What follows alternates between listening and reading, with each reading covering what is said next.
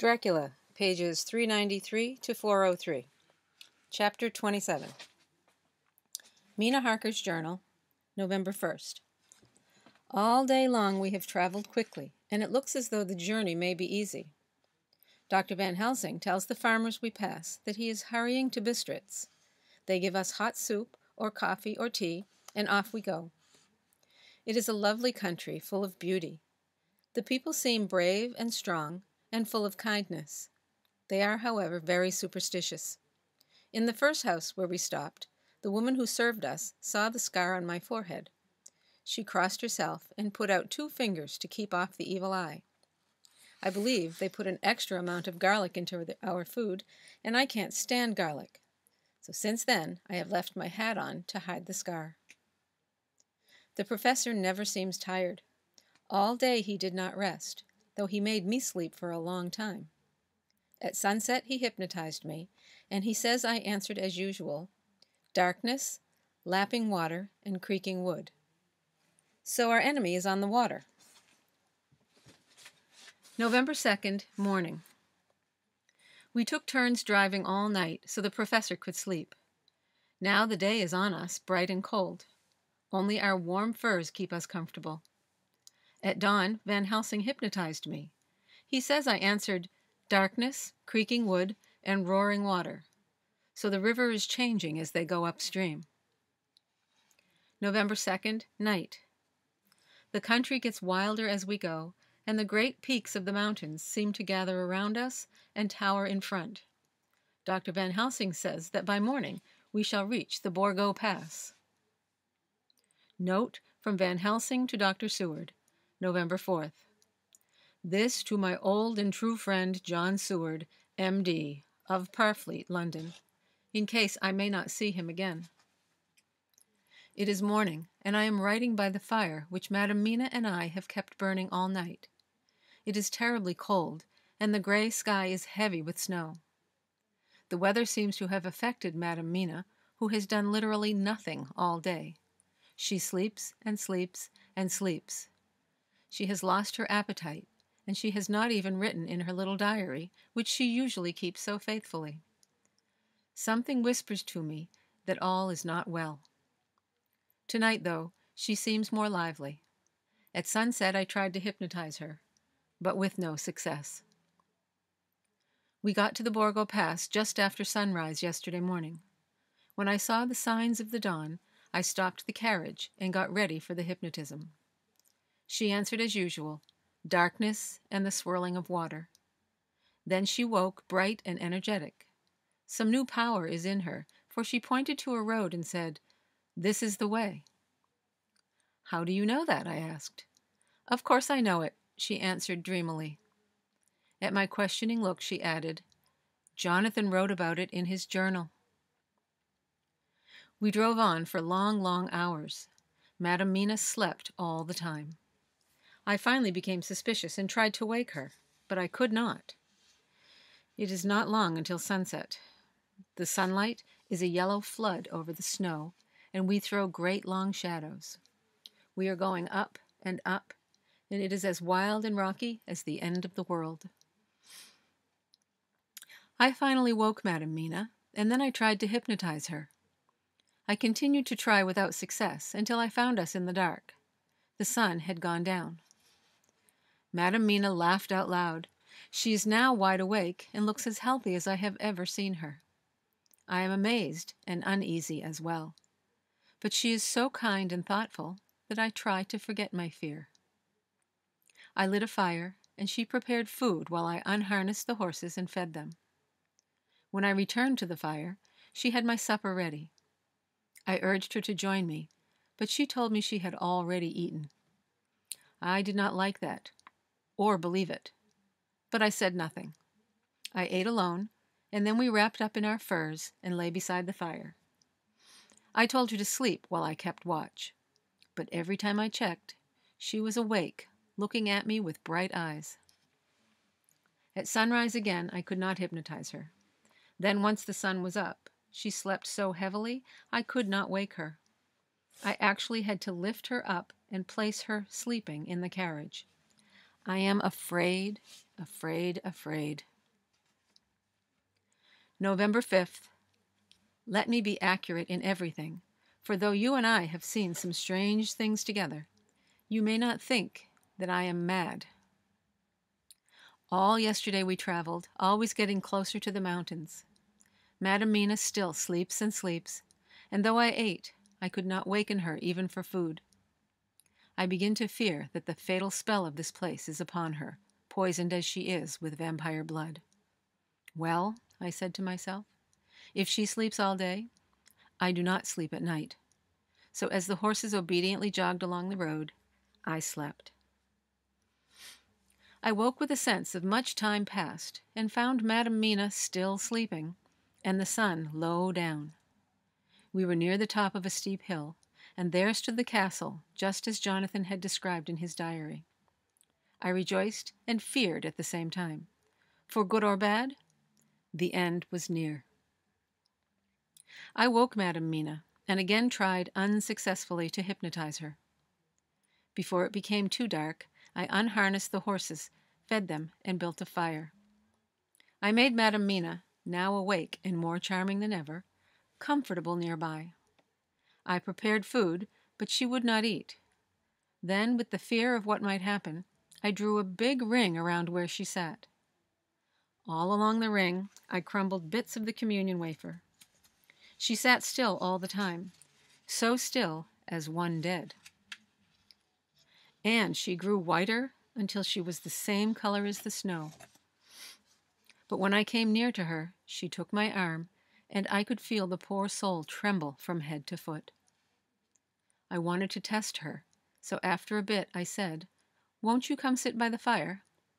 She rose obediently, but as she tried to step forward over the ring, she stopped.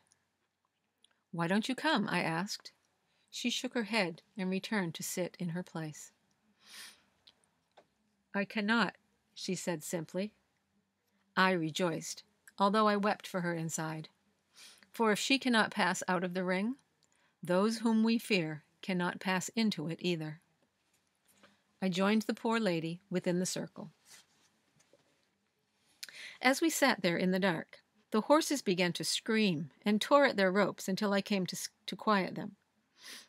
When they felt my hands on them, they whinnied low as if in gratitude and licked at my hands. Many times through the night I came to them, and every time they grew quiet.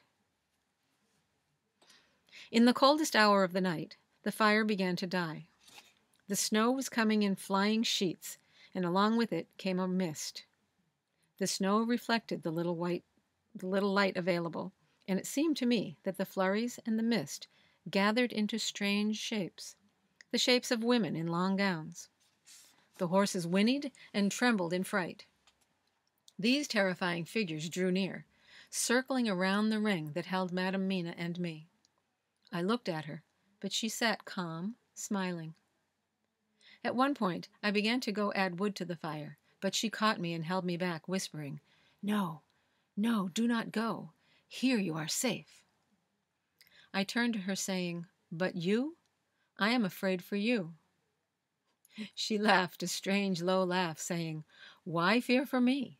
No one in the world is safer from them than I am." And as she spoke, she pointed to the red scar on her forehead. If I didn't understand what she meant, I soon learned. The figures of mist and snow came closer, closer, but never stepping within the holy circle. Then they took more solid form until, unless God has taken away my sanity, I saw them clearly. They were, without a doubt, the same 3 women that Jonathan saw in the castle, the ones who would have kissed his throat. I knew their seductive swaying hips, their bright hard eyes, their white teeth, their pouting lips. They smiled at Madam Mina. Beckoning to her, they said in those sweet tinkling tones that Jonathan had written of, "Come, sister, come to us, come." In fear, I turned to Madam Mina, and my heart leaped with gladness, for her sweet eyes were full of revulsion and horror, not welcome. I took up a piece of the wafer and held it out toward them as I walked toward the fire. They laughed at me, but they drew back and left me alone. I fed the fire and my fear lessened, for I knew that we were safe within the ring, which Mina could not leave, and they could not enter.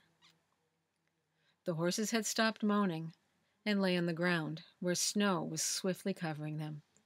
I knew their terror was at an end. And so we remained until the red of dawn began to pierce through the snow. I had been feeling an immense sadness and despair, but as that beautiful sun climbed the horizon, life seemed to return to me. At the first rays of sunshine, the horrible figures melted from sight. The whirling mist moved toward the castle and was lost. Automatically, with the dawn coming, I turned to Madame Mina, hoping to hypnotize her. But she lay in a deep and sudden sleep, from which I could not wake her. I am afraid to move. I have made my fire and checked on the horses. They are all dead. Today I have much to do, and I am only waiting until the sun is high in the sky, for the sunlight is my only safety. I will have breakfast and then go on with my terrible work. Madame Mina still sleeps, and God be thanked, she is calm. Jonathan Harker's journal, November 4th, evening. The accident in the boat has been a terrible setback for us. If not for that, we would have overtaken the Count's boat long ago, and my dear Mina would be free. I can't stand to think of her near that evil castle. We have left the boat and gotten horses, and we are following along the track. I note this while Godalming is getting ready. If only Quincy and Dr. Seward were with us. We must only hope. Goodbye, Mina. God bless and keep you. Dr. Seward's diary, November 5th. At dawn, we saw the gang of gypsies ahead of us, dashing away from the river. Most of them are on horseback, but they have with them a wagon. The snow is falling lightly, and there is a strange excitement in the air. Far off, I hear the howling of the wolves. The snow brings them down from the mountains, and we are all in danger. The horses are nearly ready, and we will leave soon. We are riding to the death of someone. Note from Van Helsing to Dr. Seward, November 5th. I know now, at least, that I am sane. I am glad for that, although proving it has been a dreadful task. I left Madame Mina sleeping within the holy circle and walked to the castle. The doors were open, but still I used the blacksmith's hammer I carried to break off all the rusty hinges. That way, no one can close the doors after me and trap me here. Jonathan's diary was of much use to me. By remembering his description, I found my way to the old chapel where my work lay. The air was heavy, and breathing it made me dizzy. Far off, I heard the howl of wolves. I thought of dear Madame Mina with a shudder of fear. Yes, I had left her safe from the vampire in the holy circle, and yet she was in danger from wolves. But what could I do?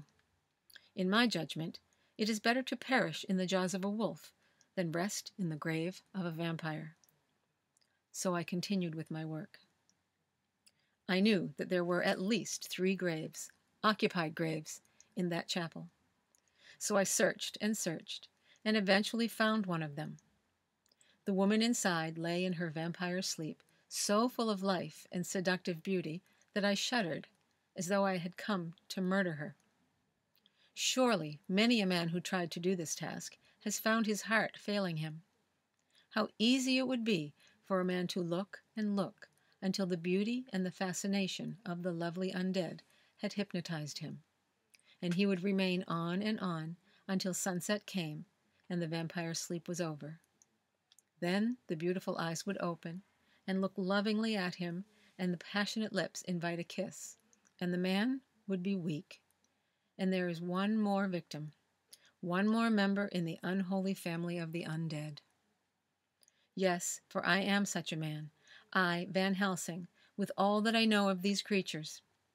Even in a tomb, heavy with the dust of centuries, I felt desire grow within me. Looking at that lovely face, I found myself slipping into something like open-eyed sleep. But then through the cold air came a long, low wail, the sound of a trumpet, for it was the voice of dear Madame Mina. I shook off the spell that had crept over me and wrenched off the tops of more tombs until I found the grave of one more sister, the other dark-haired one. I did not pause to look at her, for fear that I would weaken once again, but I went on searching until I found in a great tomb that final, fair-haired woman. She was so radiantly beautiful, so exquisite, that my foolish man's head whirled with emotion. Thank God that Madame Mina's wail had not yet died out of my ears. Before I could weaken further, I went on searching. I found no other undead in the remaining tombs. I did, however, find the one great tomb, high and lordly, labeled with that one carved word, Dracula. This, then, was the undead home of the king vampire. Before I began to set these women free, I laid some of the communion wafer in Dracula's tomb, thus to banish him forever. Then I began